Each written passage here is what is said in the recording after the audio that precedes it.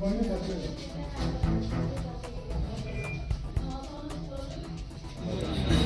हमारी वाइफ को मैंने इनको बोला कि आज जाओ, पेट में अगर दर्द नहीं हो रहा, 9 महीने हो गए थे, हमने कहा कि जाओ आज चेकअप करा लो देखो।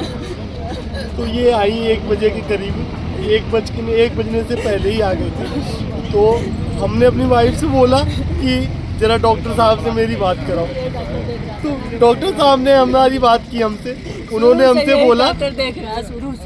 हमसे बोला कि ऐसी ऐसी कंडीशन है। हमने कहा ना पेट में पेन हो रहा है ना प्राइवेट पार्ट में पेन हो रहा है, तो आप ऑपरेशन की बात क्यों कर रहे हो?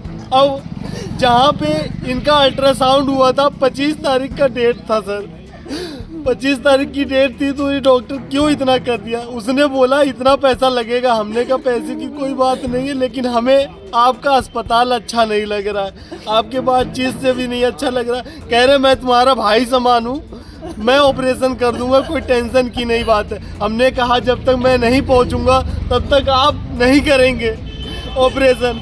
और ये फिर 1 घंटे बाद हमको मालूम चला मेरी बिटिया हुई है और हमारी वाइफ जो है इधर उधर लेके घूम रहा है। मैं वहाँ से जल्दी से निकला, मैं यहाँ सुबह पहुँचा तो मेरे हाथ में उसकी बॉडी दे दी और डॉक्टर यहाँ से फरार हो गया साहब। ये 1 बजे का है दोपहर में। हाँ 1 बजे एडमिट। कितने बजे इनकी मृत्यु हुई है? ये 12 बजे मृत्यु हुई है इनकी। हाँ रात में। बच्चा सही है? बच्चा तो सही है, लेकिन साहब ये लोग अपनी पर्सनल कार में, एम्बुलेंस की सुविधा होनी चाहिए, अपनी पर्सनल कार में ड्राइव।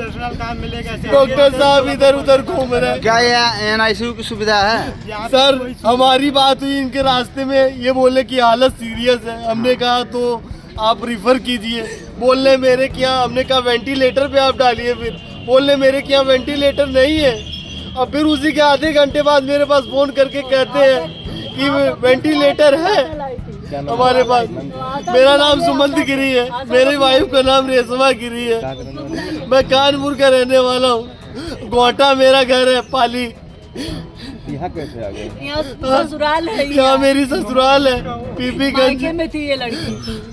मैं अपनी वाइफ को मैके भेज दिया था। हमने कहा कुछ टेंशन ना हो, क्योंकि मैं हमेशा बाहर रहता हूँ। मैं जब इसका फोन आया तो मैं इस समय हरियाणा में था, वहाँ से तुरंत भागा चला आ रहा हूँ। लेकिन मुझे क्या पता था मैं उसको अच्छे से भेजूंगा, यहाँ पे वो लोग बॉडी दे देंगे उसकी। उसने तो मेरी जिंदगी खराब करके रख दी। मैं यहाँ इंसाफ चाहता हूँ, मैं योगी जी से बात करना चाहता हूँ। अगर उनका हॉस्पिटल ऐसा है तो ये दुनिया में कोई नहीं जिंदा रहेगा। इनकी सरकार, मैं कहता हूँ आयदा से मैं बीजेपी का समर्थक हूँ, लेकिन अब मैं बीजेपी का समर्थक नहीं रहूँगा। अगर मेरे साथ इंसाफ नहीं हुआ तो मैं यही धरना देने वाला हूँ। रास्ते में था, ये लोग बोल रहे मेरे क्या वेंटिलेटर की सुविधा नहीं है। फिर आधे घंटे बाद फोन करके कहते हैं मेरे वेंटिलेटर की सुविधा है, आप रखिए। हमने कहा जब वेंटिलेटर की सुविधा है तो आप इधर उधर क्यों घुमा रहे हो?